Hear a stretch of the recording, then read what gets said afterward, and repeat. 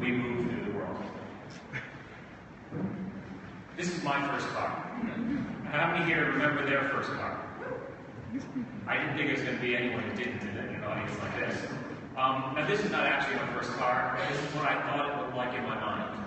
I had a 1968 Oldsmobile Delta 88. It was built not far from here. By the time I owned it, it was well past its life expectancy, and it was more colors than I'll ever put on a slide.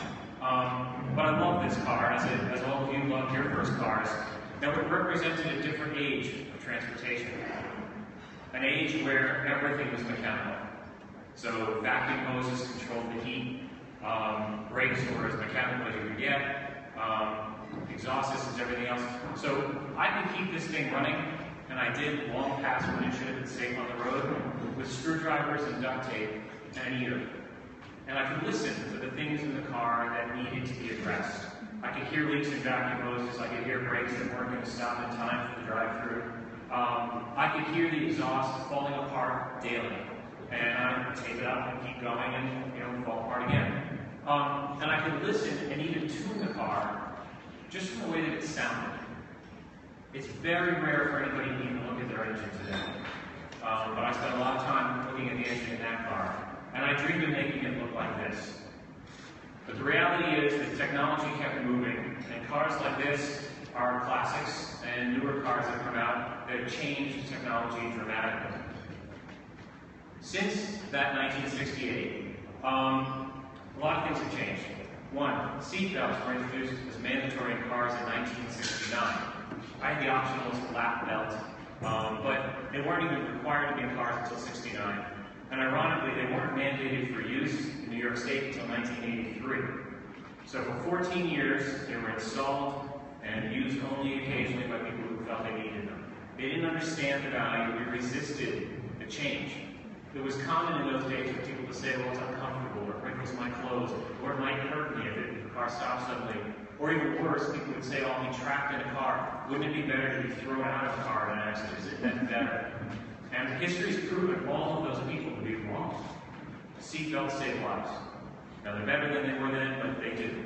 And we resisted the change until the facts were so obvious in our face that we simply had to make it regulatory and require it, and now we don't think about it. Anti-lock brakes first came out in the 1920s. I had to look that up, I couldn't believe it. But they were mechanical systems back then. And they didn't really gain popularity until the 80s, when they became fully integrated electronic things that could work at really, really crazy fast speeds. And anti-lock brakes were also resisted by people. We were taught before ABS that to stop a car, you have to pump the brakes. So you don't lock the wheels, so the car gracefully stays under control as you try to bring it to a stop. And you could steer your way to where you needed to go. Since ABS came, every student now learning to drive is taught to stand on the brakes, let the car control the braking, and bring it safely to where you need to be. And that was a leap that took a lot of trust. There were a lot of people back then who used to say, I can stop a car better than any ABS system. They used to pump the brakes anyway. They resisted it. And we built feedback mechanisms into the brakes too. So people could tell that it was working, and that pulsing effect is kind of like what happened when pumping the brakes. And it made us a little more comfortable. Now, since then, a lot of new technologies have been introduced. Certainly traction control systems, which on many cars still has a button to disable because there are some people who believe they can do better than the system, or they're in conditions that are extreme. There's also been lane departure systems to warn people if they're wandering out of the lane. Collision avoidance systems to stop a car automatically. Backup cameras, so you know exactly what you're backing into. And all these technologies are awesome and they make our lives great. But even as a technologist, I still look behind me when I'm in a car with a backup camera. I still look, because I trust my eyes. I know the camera says I'm safe. I hear the little beeping telling me I'm getting close to something, but I still have to look. And when you have those little warning signs on blinkers that tell you someone's next to you, I still turn my head to look in the lane. It's how I was taught, it's how I'm comfortable. Now we introduced all these technologies to make our lives better, safer, more convenient, and more comfortable. But the reality is with each technology, just because we can make it doesn't mean people are comfortable with it right away. Now why are people not comfortable with technology? Working on Watson at IBM has helped me bring together systems that integrate artificial intelligence and Internet of Things connectivity with devices. And we've learned that people are much more comfortable when they feel there's a degree of understanding between them and a machine that can do something. Now, the first time that any of us drove with our parents, that very first time we pulled out from a four-way stop and our parents were sitting next to us, they absolutely did not trust us. They just didn't. They loved us, but they didn't trust us. They wanted to, but they didn't because they knew that we did not understand the sheer responsibility of driving a vehicle on a road with innocent people wandering all around. They knew that we didn't understand the implications and safety and regulations. We didn't have the experience to know when to speed up or slow down or how not to wander into that center lane.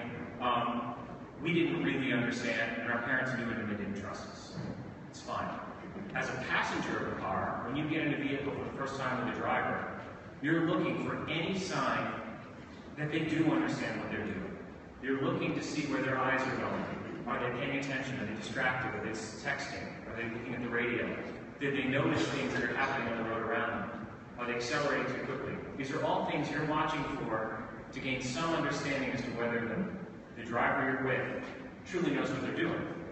And you're also looking for feedback. So as passengers, usually in the beginning part of any journey, you ask a lot of questions because you're trying to get a sense for the driver. And so you'll ask them, do you know where you're going? Have you been driving long? You've been a taxi driver for a long time? You kind of ask these questions in a low-key way, but you really want to know, do they know what they're doing? And everyone asks, are we there yet? Are we going to be late? These kinds of questions. Feedback helps us to get more comfortable. And knowing that the driver or the conductor of the vehicle understands us and understands what they're doing is extremely important to embracing these new technologies. And that's why anti-lock brake systems pulse and blinkers, have little lights to tell us someone's next to us, and backup cameras beep. We need that feedback so that we feel confident that a system is actually working on our behalf. And after you've checked enough times, you do start to build up a trust in that system. Now, getting to autonomous driving is a big leap from traction control. And it's going to require that we do something much, much more than we've done already. So, the reason I'm here is because we get to work on Watson and Internet of Things.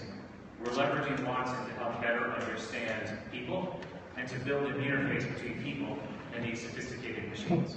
Let me show you a project we're doing. A company we work with called Local Motors has built a city vehicle, self-driving, 3D printed city vehicle called Ollie.